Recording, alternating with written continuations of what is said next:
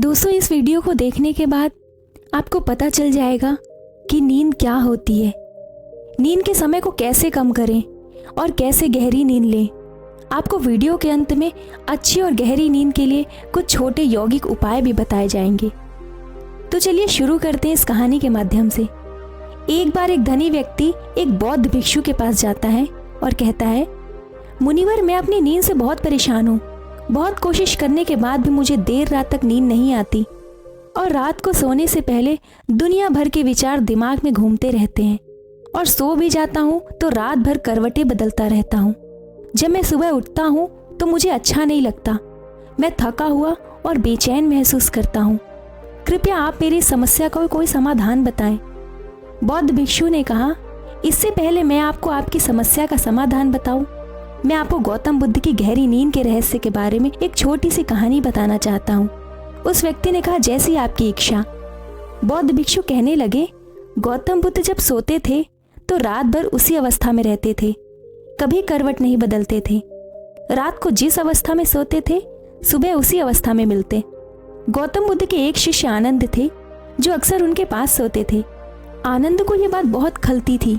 उसकी आंखें जब भी रात को खुलती तो गौतम बुद्ध उसी अवस्था में पूरी रात कैसे गुजार लेते थे, ऐसा वो हमेशा सोचता रहता था। वो जानना चाहता था कि गौतम बुद्ध की इस नींद का रहस्य क्या है और वो एक ही अवस्था में कैसे सो सकते हैं। एक दिन भिक्षु आनंद अपनी जिज्ञासा को रोक नहीं पाए और वो गौतम बुद्ध के पास गए। आधी रात को उसने गौतम बुद्ध को जगाया और उसने बुद्ध से कहा, मुझे माफ करें, मुझे पता है कि ये आपसे प्रश्न पूछने का सही समय नहीं है, क्योंकि आप दिन भर चलते रहते हैं और लोगों को ज्ञान देते हैं और उनकी समस्याओं का समाधान करते हैं। लेकिन मेरी जिज्ञासा इतनी बढ़ गई कि मैं सुबह का इंतजार नहीं कर सकता।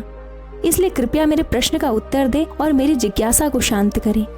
भिक्षु आनंद ने आगे कहा, मैं पिछले 20 वर्षों से आपके साथ रह रहा हूँ और मैं देख रहा हूँ आप पूरी रात एक ही अवस्था में बिताते हैं। आप जरा भी नहीं हिलते। तो क्या आप वास्तव में सोते हैं या आप सोते ही नहीं हैं? गौतम बुद्ध ने आनंद की ओर देखकर मुस्कुराते हुए कहा, मैंने अपने लिए सोने की सही मुद्रा खोज ली है। अब मुझे सोते समय हिलने डुलने की आवश्यकता नहीं है। मैं नींद में भी जागता रहता हूँ। सवाल ये नहीं है शरीर नींद की अवस्था में चलता है या नहीं, एक मन ही है जो शांत और स्थिर नहीं रह पाता। इसी कारण हम नींद की अवस्था में भी अपने शरीर को हिलाते रहते हैं। लेकिन मैं इन सब बातों से परे आ गया हूँ। अब मुझ में मन जैसा कुछ नहीं बचा। जब मैं सो जाता हूँ तो मेरा शरीर मुर्दे जैसा हो जाता है, मन जैसा कुछ रहता ही नहीं। आनंद, क्या आपने कभी किसी मृत शरीर को अपनी अवस्था बदलते देखा है? गहरी नींद की अवस्था में ये सारा काम हमारा मन ही करता है। एक बार अगर आपका मन स्थिर हो जाए, मन शांत हो जाए, तो आपका शरीर गहरे ध्यान में चला जाता है।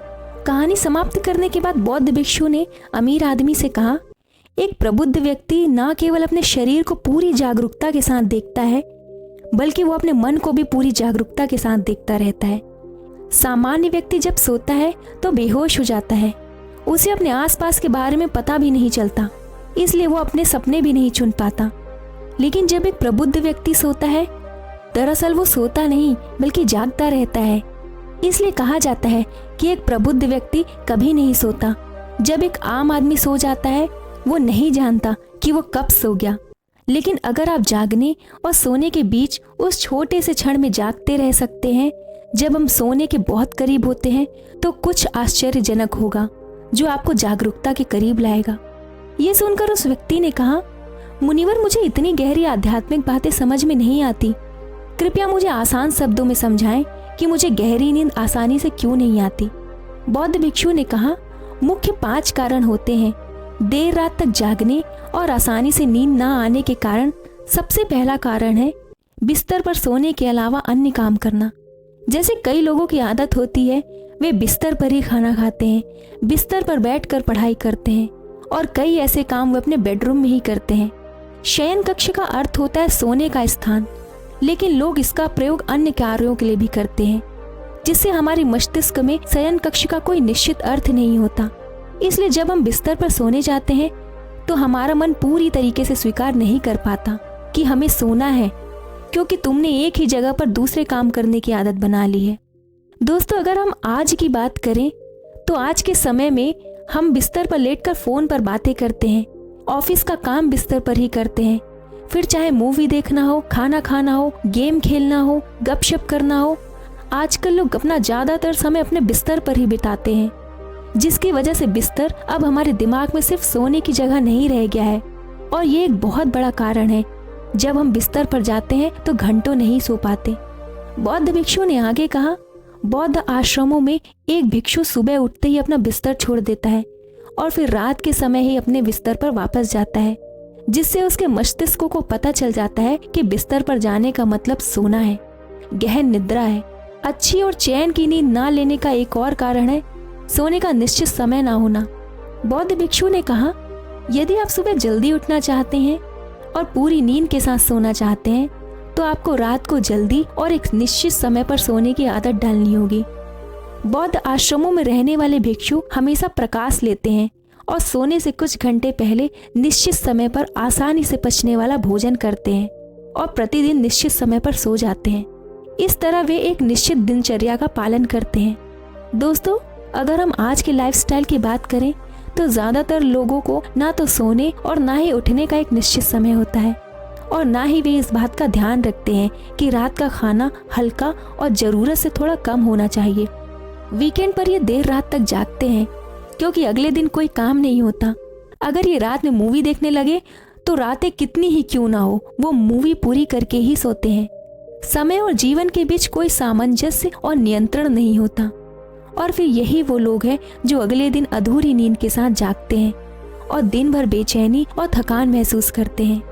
यौगिक संस्कृति में नींद को एक चमत्कारी दुनिया कहा गया है।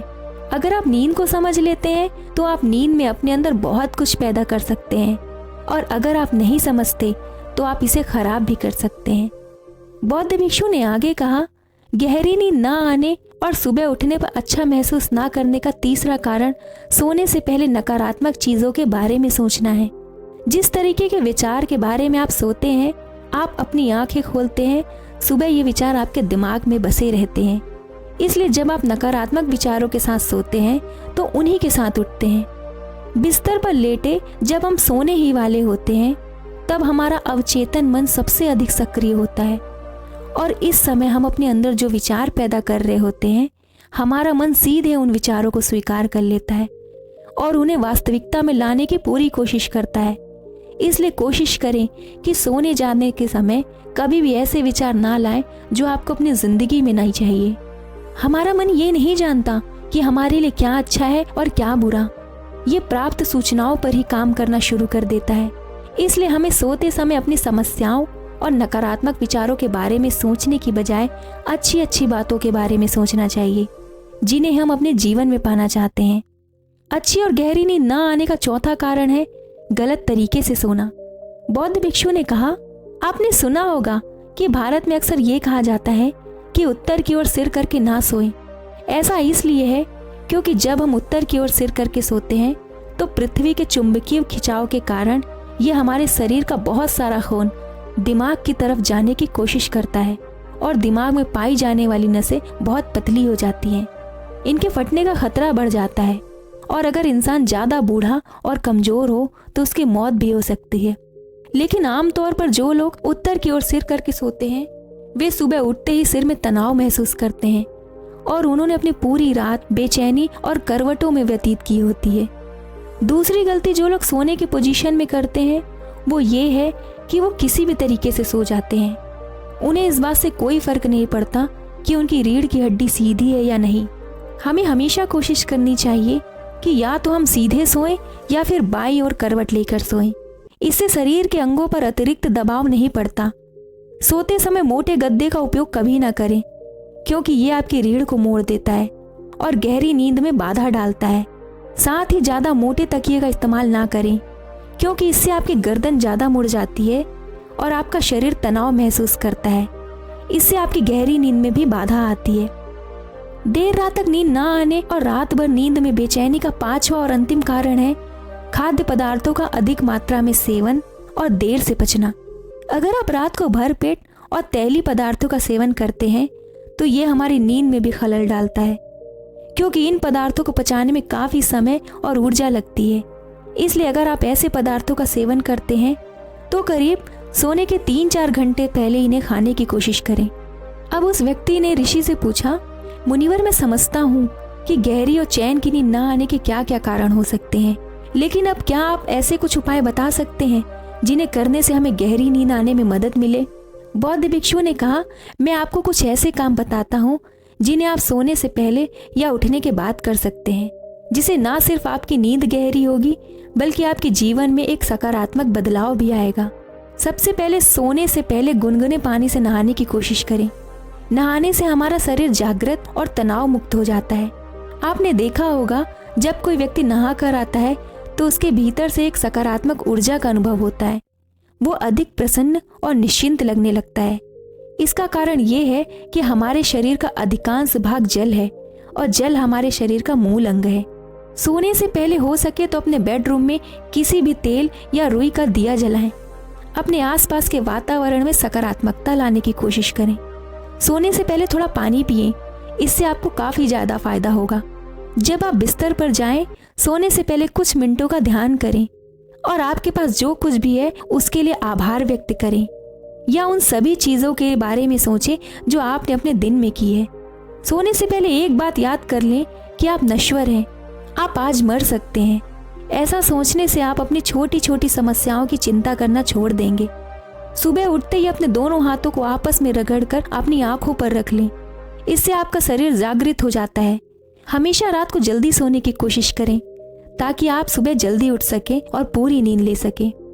दोस्तों, ये थे कुछ तरीके जिससे आप अपनी नींद को गहरी और आरामदायक बना सकते हैं। धन्यवाद। नमो बुद्धाय।